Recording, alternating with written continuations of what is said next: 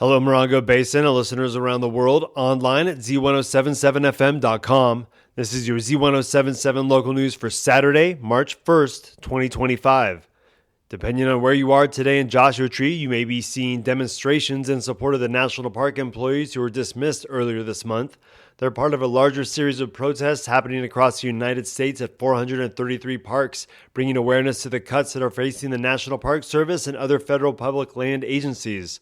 The first protest is taking place in downtown Joshua Tree from 9 a.m. to 11 a.m. on the corner of Park Boulevard and Highway 62, a sure to be heavily trafficked intersection of visitors heading into the park via the West Gate. It will then move into the park at Cap Rock from 12 noon to 2:30. If you're looking for a way to support the National Park, you can donate to the Joshua Tree National Park Association, which is the primary nonprofit partner of the National Park, as well as nonprofits like the National Parks Conservation Association.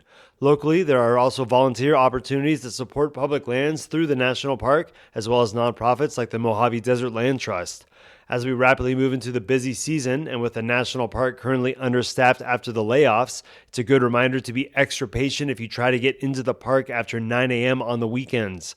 The Joshua Tree entrance tends to be the busiest, with a usually much shorter wait to the 29 Palms entrance. Having cash or your National Parks Pass ready will ensure a smooth entrance once you hit the gate, but prepare for packed parking lots at some of the park's more popular attractions. With less rangers in the park, there are more opportunities for vandals.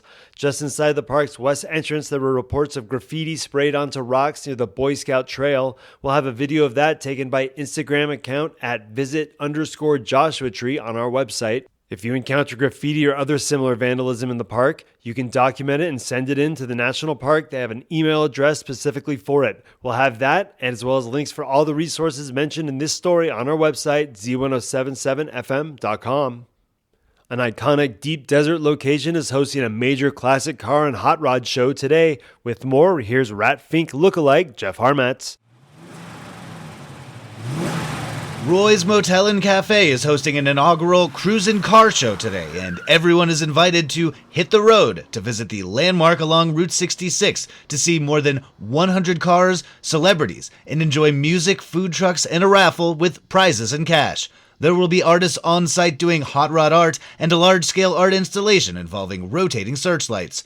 The car show will begin at 10 a.m., awards will be given at 2 p.m. There will be a sign lighting at 5:30 p.m., and they'll even screen a hot rod-themed outdoor movie at 6 p.m. Dry camping will be available in Amboy at a location across the road from Roy's. Roy's Motel and Cafe is located at 87520 National Trails Highway in beautiful Amboy, California. Reporting for Z107.7, I'm Jeff Harmatz. An event exploring the parallels of punk rock and the military experience is taking place tonight at 7 o'clock at Art Trap in Joshua Tree.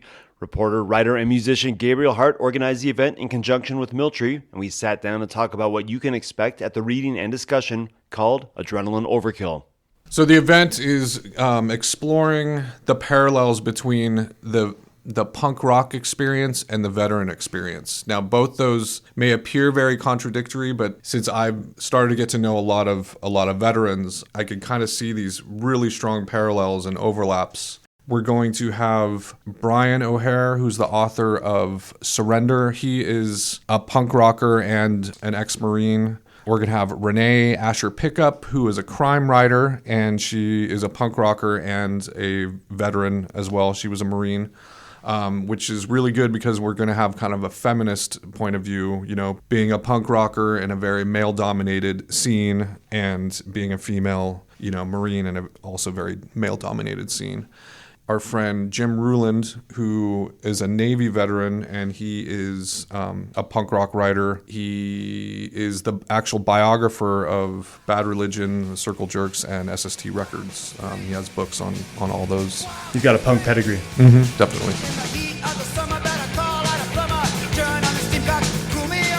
What do you think are the things that attract people to punk? I mean, I could say this for both. I think people get attracted to punk because it's an alternative path. The music was very high energy. The lifestyle was very high adrenaline, taking a lot of risks. I think with someone getting into military, they're also looking for an alternative path. They have a rebellious nature, and maybe they feel like they need a little discipline or something like that. It's a similar kind of misfit. I think this misfit is kind of trying to find an alternative family structure where their blood family's dysfunction kind of failed them in a way.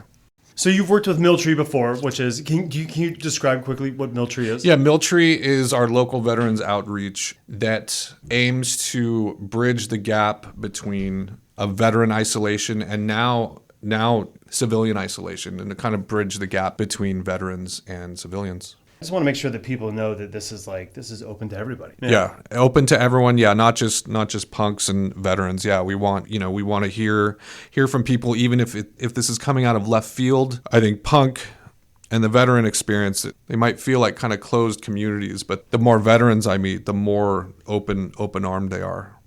You can listen to a longer conversation and see the flyer for Adrenaline Overkill, which is happening tonight at 7 p.m. at Art Trap in Joshua Tree. There's a $10 suggested donation, but no one will be turned away.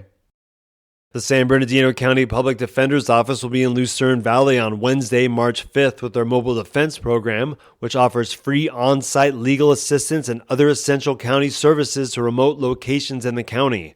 They're offering record clearings and expungements, the clearing of bench warrants, summary probation assistance in resolving outstanding fines, and re-enrollment in court-required classes. The Mobile Defense Program is the first of its kind, with its mission of providing equitable access to social services beginning right here in the Morongo Basin, Landers specifically. It's grown since then. In addition to the record-clearing services, the court is also offering self-help support for legal matters in family law or small claims. The Department of Behavioral Health will be there providing mental health and wellness support. Child support services can assist in some cases, and the Arrowhead Regional Medical Center will be on site with health services and resources. The Department of Human Resources will be offering job and career counseling for those looking for work. You'll also be able to get a free haircut, mobile dental assistance, and a free lunch provided by the River's Edge Ranch Cookout Truck. The event is this Wednesday, March 5th from 12:30 to 4 at the River's Edge Ranch in Lucerne Valley. They aren't requiring an appointment, but you can pre-register to secure a spot at the event. We'll have a link to that registration as well as a link to an earlier story on the Landers Mobile Defense Program, all at Z107.7fm.com. The Johnson Valley Shared Use Area has reopened after Marine training, so you can get out there on 2 or 4 wheels to get wild while the weather is still mild. And the Landers Open Air Flea Market returns to the Moose Lodge in Landers this Sunday, March 2nd. Over 20 vendors have been showing up bi-weekly to the community market, and the event is free to sell at and attend. Setup is from 7 to 9 a.m. in the upper parking lot of the Moose Lodge at 58266 Ricci Road. Come on out and find homemade and handcrafted goods made by folks right here in the high desert, or peruse garage sale items or anything else folks decide to bring by. That's the Landers Open Air Flea Market this Sunday, starting at 9 a.m.